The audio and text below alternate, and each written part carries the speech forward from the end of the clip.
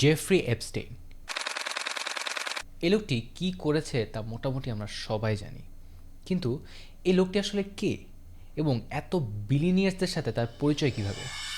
আসুন আজকের ভিডিওতে এটাই জেনে নিই।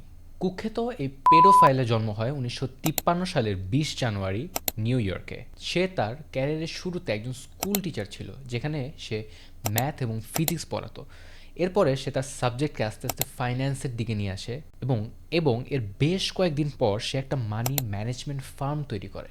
এইখান থেকে শুরু হয় তার বিভিন্ন হাই প্রোফাইল মানুষদের সাথে আনাগোনা। প্রথমে তাকে নোটিস করে অ্যালেন সি গ্রিনবার্গ নামের এই লোকটি 1978 সাল থেকে 1993 সাল পর্যন্ত বিয়ার স্টিয়ার্সের সিইও ছিলেন। এই বিয়ার স্টিয়ার্স হলো নিউ ইয়র্কের একটা ইনভেস্টমেন্ট ব্যাংক। এখন ইনভেস্টমেন্ট ব্যাংক আবার কি?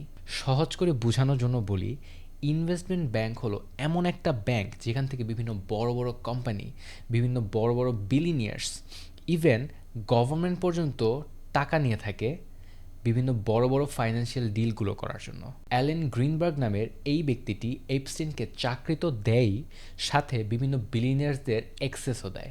এরপর এই এপস্টেইন বিভিন্ন বিলিনিয়ার্সদের ফাইন্যান্সিয়াল অ্যাডভাইস দেওয়া শুরু করে, যেমন কীভাবে লিগালি তাদের টাকাকে হাইড করা যায়, কীভাবে তাদের ট্যাক্স কমিয়ে আনা যায় এবং কোথায় কোথায় টাকা ইনভেস্ট করলে তারা সেখান থেকে ভালো প্রফিট জেনারেট করতে পারবে। এবং সবচেয়ে বড় কাজ সে যেটা করতো, সে তার প্রাইভেট আইল্যান্ডে বিভিন্ন বিলিনিয়ার্সদের নিয়ে পার্টি থ্রো করতো। সো এই পার্টিতে যেটা হতো, একজন বিলিয়নার আরেকজন বিলিয়নারের সাথে সহজেই সাক্ষাৎ করতে পারতো। সো বলা যায় এপস্টেইন বিলিয়নিয়ারদের মাঝখানে একটা দালাল হিসেবে কাজ করতো। এভাবেই সে বিভিন্ন বিলিয়নিয়ারদের বিশ্বস্ততা অর্জন করে।